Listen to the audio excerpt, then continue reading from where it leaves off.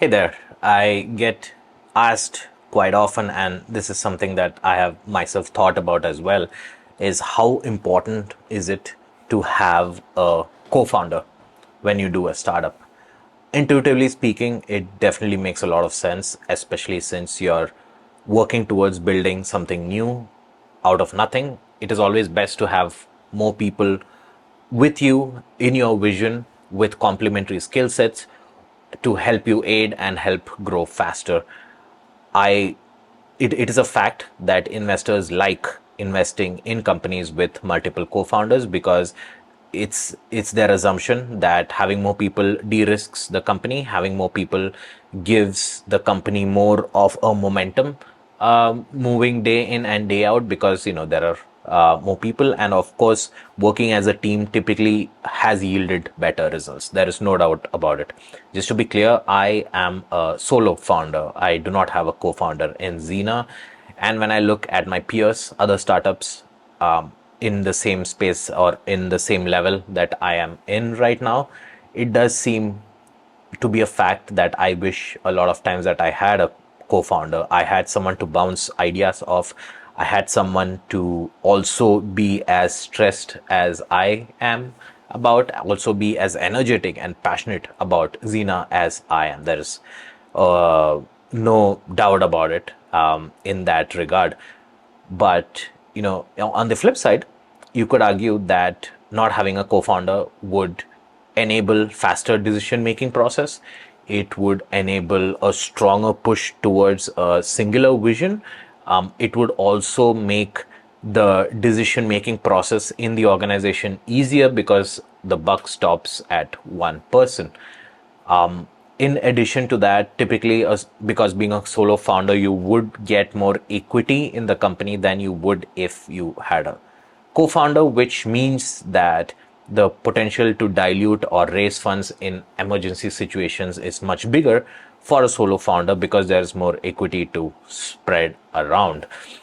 Also, I think one thing that has not been spoken about for solo founders is that, obviously being a solo founder is hard, but being a solo founder, if you are able to build a team around you, if you are able to build a leadership team around you, people who stick with you for a long, long time, that just shows how good the vision you are working on is. It shows how passionate people are to dedicate their lives, their working lives, to you and your idea, especially at the early stages when there is nothing to begin with.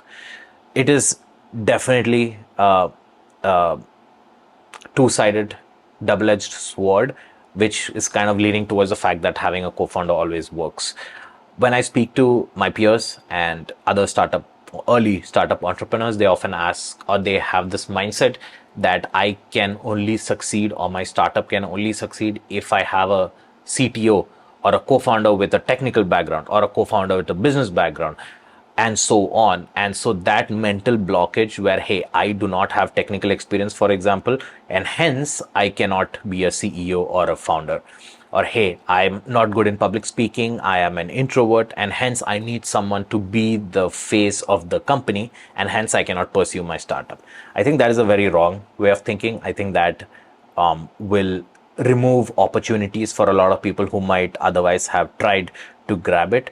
And it's just one of those things. Like, I think finding a co-founder is like dating. You talk to people, see if anyone's interested, and then if you are really, really, really lucky, you find your soulmate. And I think it's the same goes with co-founder. You cannot force the issue. You cannot pay money and try to get their attention. You cannot give more equity and try to get them involved. It has to come from within. The passion, the skill set, and the ability to be a good leader. I think these are the skills needed to be a good founder. And if you're searching for a good founder, I think these three aspects are super, super important, because they're not just your co-founder, they're a leader in your company, and hence they need to have good leadership skills. They need to have a good sense of working in a team, and they need to have a shared vision with you, and they need to at least work as hard as you do, if not more. They need to come up with new ideas. They need to motivate the entire organization and you as a founder when things go down. I think those are the critical aspects of it. I do wish I had a co-founder, there's no doubt about it, but I have been lucky to have a team and to have people around me in the form of advisors and investors and mentors and well wishers, that I have done reasonably well given the resources that I have been given.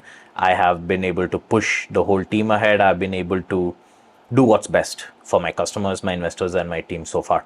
So I'm very glad to have been given the opportunity to do that. But these are my thoughts on having a co founder.